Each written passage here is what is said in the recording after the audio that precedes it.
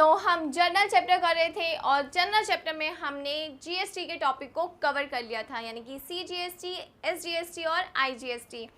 और उसमें हमने परचेज एंड सेल की एंट्रीज करनी सीखी। अगर आपने वो वीडियो नहीं देखी तो ज़रूर देखिए इस लिंक पर जाके, उसके पीछे रीज़न है क्योंकि आने वाली वीडियोस उसी पर डिपेंड है। तो अगर आपने परचेज एंड सेल की एंट्री पहले नहीं सीखी है तो पहले वो सीखनी पड़ेगी, तभी हम आगे टॉपिक को अच्छी तरह समझ पाएंगे। अब जो आज हम टॉपिक कवर करेंगे वो बेसिकली डिस्काउंट है, जिसमें हम अभी जनरली मीनिंग सीखेंगे किस चीज़ का, trade discount, cash discount and rebate का। ठीक है, तो स्टार्ट करते हैं इसके मीनिंग से।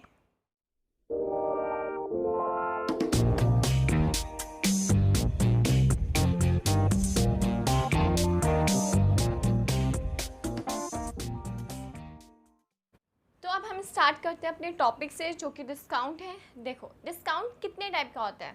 Trade discount, cash discount and rebate.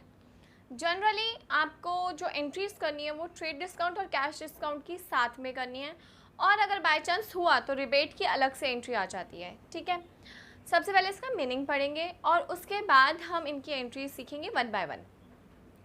Trade discount कौन सा होता है? ट्रेड डिस्काउंट वो डिस्काउंट होता है जो कि लार्ज क्वांटिटी परचेस करने पे मिलता है, यानी कि अगर आप सामान इकट्ठा खरीदते हो तब आपको ट्रेड डिस्काउंट मिलता है। यानी कि मैन्युफैक्चरर से अगर होलसेलर ने ज़्यादा क्वांटिटी का सामान खरीदा तो उसको ट्रेड डिस्काउंट मिल जाता है। जैसे होता है ना कई बार कि भाई जो रेट है उससे वो कम लगा देता है, कि भाई 100 रुपये अगर कोई पीस था तो वो अगर कहता है कि अगर आप 100 पीस ले रहे हो, ठीक है, तो 90 रुपये के हिसाब से लग जाएगा।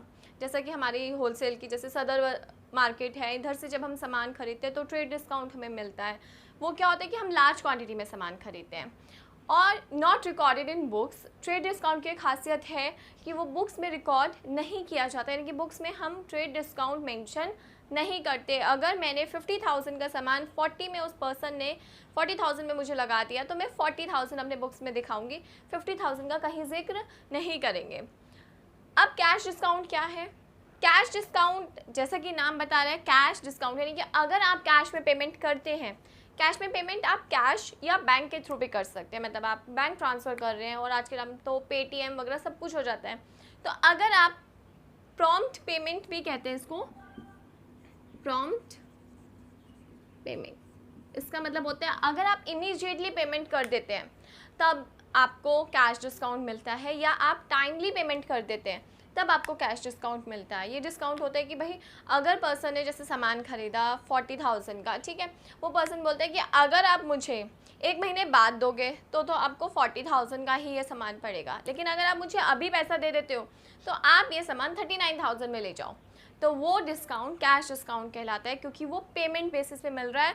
ठीक है, तो कैश डिस्काउंट है, उसको रिकॉर्ड बुक में किया जाता है, बिकॉज आपके सामान की जो वर्थ है वो 40,000 की है, तो वो रिकॉर्ड की जाती है कि भाई हमें इतने का 1000 रुपीज़ का डिस्काउंट मिला। ये कैश डिस्काउंट और ट्रेड डिस्काउंट का था।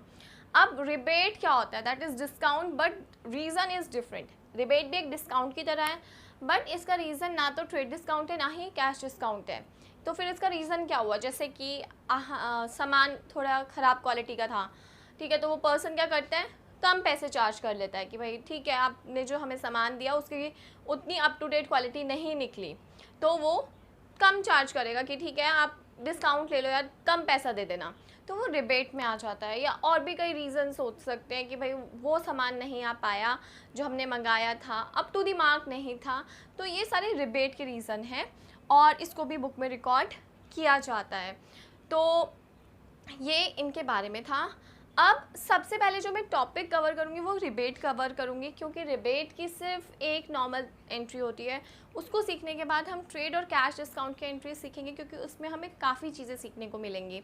तो सबसे पहले रिबेट को करते हैं कि रिबेट के केस में हम क्या एंट्री पास करते हैं और डिस्काउंट को किस तरीके से ट्रीट किया जाता है। ठीक है, अब सबसे पहले हम लोग देखेंगे कि जनरल एंट्री में डिस्काउंट को किस तरीके से ट्रीट किया जाता है। तो डिस्काउंट को ट्रीट हम दो तरीके से करते हैं। लाइक अगर हम परचेज़ कर रहे हैं तो डिस्काउंट हमारे लिए बेनिफिट की बात है। कैसे? जब भी हम लोग शॉपिंग वगैरह करने जाते हैं तो डिस्काउंट जब हमें मिलता है तो इसका क्या मतलब होता है? इसका मतलब ये होता है कि अब हमें जो भी दुकानदार है उसको कम पैसे देने पड़ेंगे। ठीक है। तो ये जब हम अगर परचेज करते हैं तो डिस्काउंट हमारे बेनिफिट की बात होता है, और इसके लिए हम डिस्काउंट रिसीव्ड अकाउंट ओपन करते हैं, डिस्काउंट रिसीव्ड अकाउंट, क्योंकि डिस्काउंट हमें मिल रहा है, और इसे हम अपनी बुक्स में क्रेडिट साइड दिखाते हैं।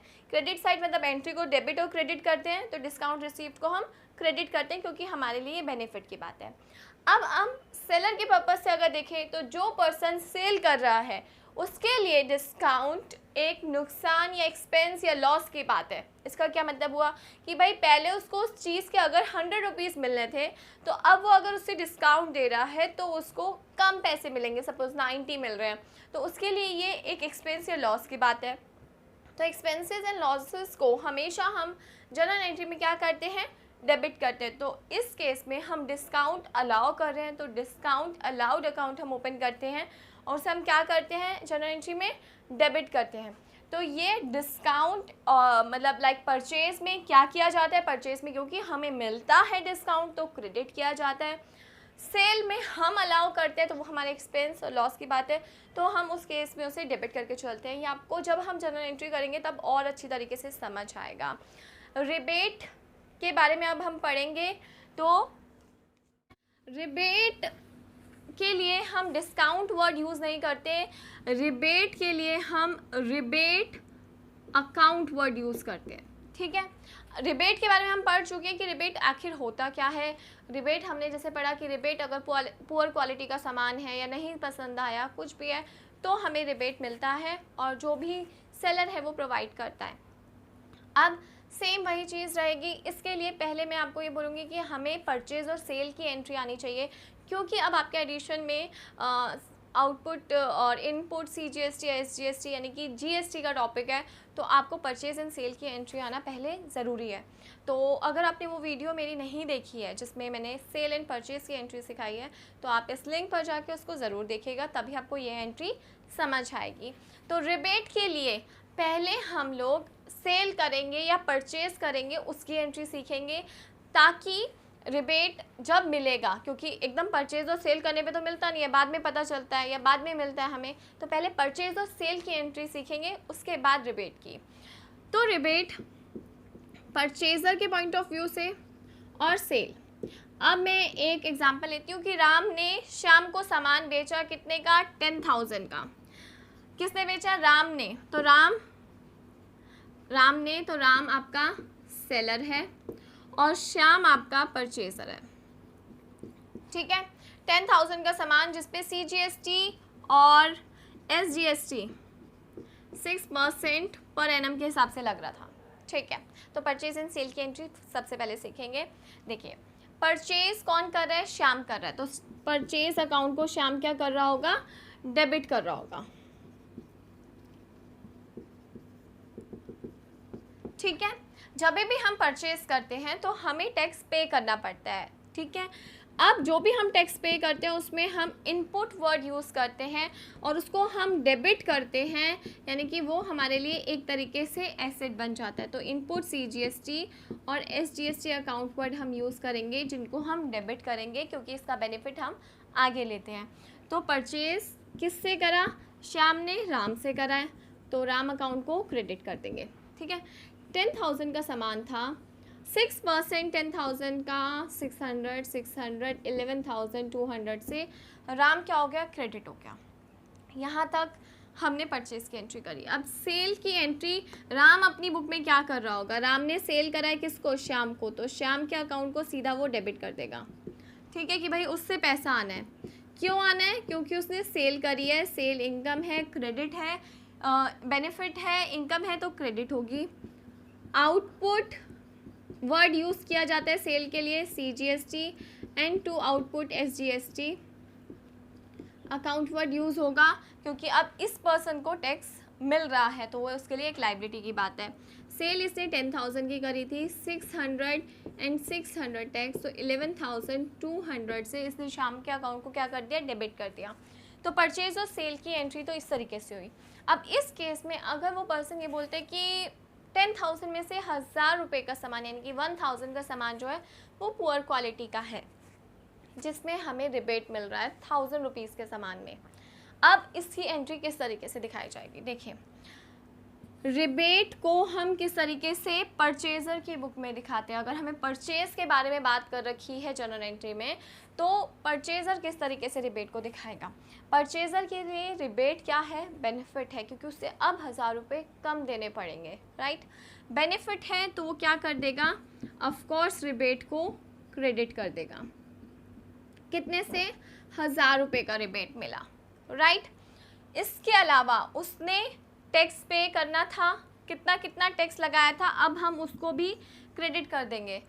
उसको क्रेडिट करने के लिए हम लोग उसी के नीचे लिखेंगे इनपुट CGST अकाउंट और इनपुट ही SGST अकाउंट। 1000 रुपये पे 6% कितने का होगा, 60 का, जिससे हम किसको कम देना पड़ेगा, अब हमें पैसा किसको, राम अकाउंट को।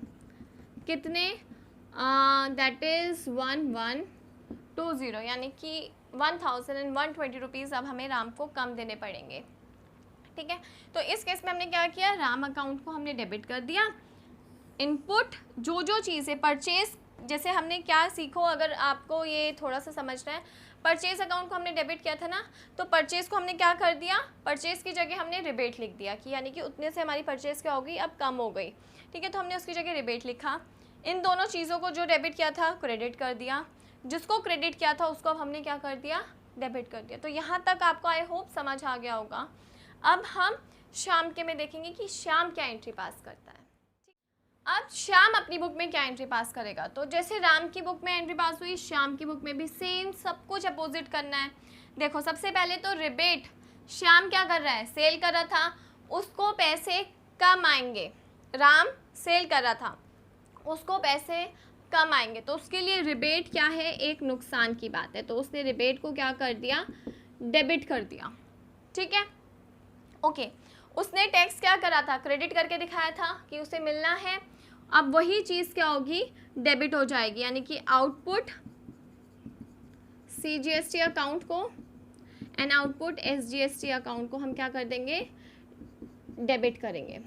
1000 रुपये का हमें रिबेट मिलना था, और मतलब 1000 रुपये का हमने रिबेट अलाउ किया है, तो उसमें हमें उम्मीद थी कि 60 यानी कि 6% टैक्स जो था हमने लगाया था, जो कि अब हम क्या कर रहे हैं, रिवर्स कर रहे हैं।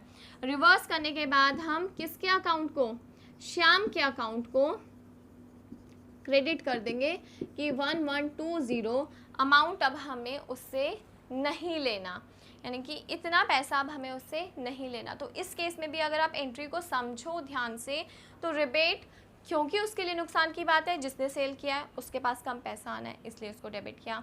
उसको ये टैक्स मिलना था, इसलिए वो दोनों टैक्स जो उसने क्रेडिट करके पहले दिखाए थे, अब उसने वो रिवर्स कर दिए कि भाई अब मुझे वो टैक्स नहीं मिलेगा, क्रेडिट हो गया। और श्याम के अकाउंट को, जिसको उसने अपना डेटर बनाया था, अब क्रेडिट करके दिखा दिया कि उससे इतना पैसा अब हमें कम आएगा। तो अगर आप इसको इस लॉजिक से समझ सकते हो, बहुत अच्छी बात है, क्योंकि अकाउंट्स में लॉजिक लगा के समझोगे बहुत ईजी रहेगा। और नहीं तो अगर कभी कंफ्यूज होते हो तो पहले सेल की एंट्री करो, ठीक है, और उसमें देखो कि जो जो चीज़ें हम लोगों को क्रेडिट हो रही है हमें उनको डेबिट करना है, बस सेल की जगह हमें क्या लगा देना है, रिबेट। और श्याम जिसको हमने डेटर बनाया था कि भाई इससे इतना पैसा आना है, उतने से उसको क्रेडिट कर देना है कि अब इतना पैसा उसके पास से हमारे पास नहीं आना, ठीक है। सेम ही हमने परचेज़ के केस में देखी। तो इस केस में रिबेट इस तरीके से किया जाता है।